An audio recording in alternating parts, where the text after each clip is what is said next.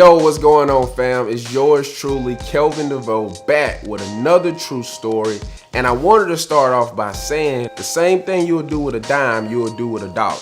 Well, Kelvin, what in the world are you talking about? Well, of course you know that we're talking about money. There are some people that have and manage more money than other people. You know, there's a book that I read, and you probably heard it before, right? It's called the Bible. It says that the poor will be among you always. Now, one thing it doesn't say is that you have to be one of them, but it does say some people are gonna manage more resources, more money than other people. It's not so much about the amount of money that you have, but it's about the habits that you have with your money. Listen, there are good habits and there's bad habits, and I don't have my fair share of both. But some good habits that you want to have with your money is saving your money. One of the first things that I've learned at an early age is, hey, put something back. And you probably heard it in this way, hey, put something up for a rainy day, right? But you also need to put something up for a sunny day, for a time you want to go on vacation, for a time you want to bless someone else. Within my company, I have something called elective withholdings, where it's before I even get my paycheck, right? I have a portion of my money set aside before I even see it. And if you're anything like me,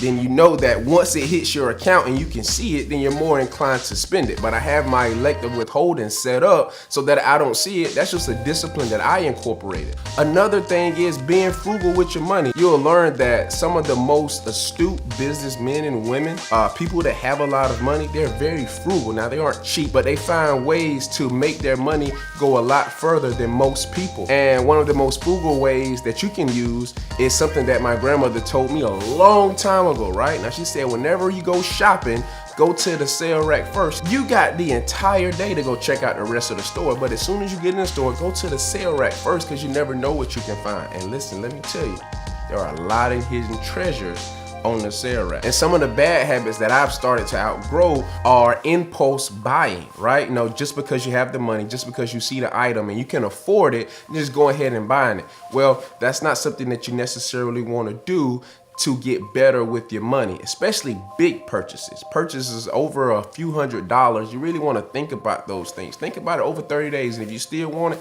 then go back and get it. But just because you have the money doesn't mean that you should get the item right then and there. Now, it's a few ways to get better with your money, and the first thing is by negotiating. You know, I have a mentor, and he says that you don't get in life what you want, you get in life what you negotiate. You know, you'll be surprised on how many times I may go to the gas station, I may go to a clothing store or whatever it is, and I may ask them, hey, y'all still running that same discount that y'all had the other week? And you'll be surprised at the answer. They're either gonna tell you no, or they tell you, yeah, I got a coupon for you, I got this for you, whatever it is. But you have not because you asked not. Another thing to get better with your money is tracking your spending. You know, something that you do on a consistent basis is worth you knowing about. Gas money, right?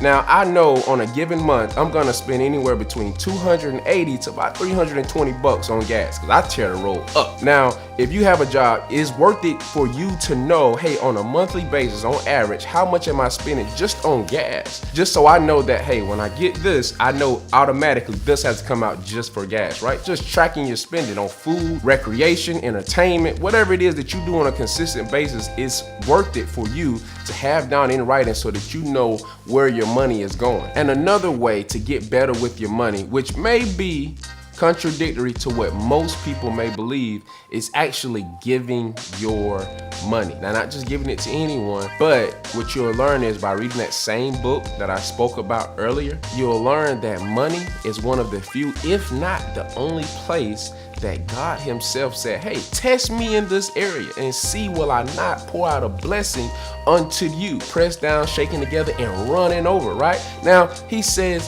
10%, a tithe, 10%. He didn't say $10, he didn't say $100, he said 10%. If you make a dime, give a penny. If you make a dollar, give a dime. Because, folks, let me tell you, it's less about the amount that you give, and it's more so about the heart and the manner in which you gave. You know, in my lifetime, I've heard a lot of people say, well, you know, if God was to give me $1 million, I wouldn't have a problem with giving the church $100,000. Well, I'm not so sure about that, because, you know, to give 100,000 out of $1 million, that's a big deal, right? But I'm more so concerned about when you have 100, are you giving the 10? Because it's not about the amount, it's about the habit.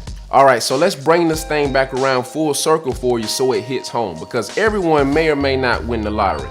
but just about everyone who works is gonna receive a tax refund check, right? Well, the way to test yourself is, what are you doing with the extra income that you're getting in this particular season? Are you tithing off of it? Are you giving it? Are you tracking it? Are you saving it? What are your habits with the extra income? You know, most people out in America around this time, they're going out and they're buying things that they really truly don't need. They're getting into more debt. They're buying things that require even larger payments than what they're already paying, all because they have extra income. Well, again, it's not about the amount of money that you have. It's about the habits that you have with your money. Because one thing you have to realize is that the same thing you'll do with a dime, you'll do with a dollar. So hey guys, it's yours truly, Kelvin Deveaux, saying if you get enough good habits around your money, then your money will increase for you. So hey, be sure to like this video, share it, comment, let me know some of the habits that you already have in regards to your money. Send this to someone right now, like right now, that needs to hear this. And I'll see y'all back again for another true story.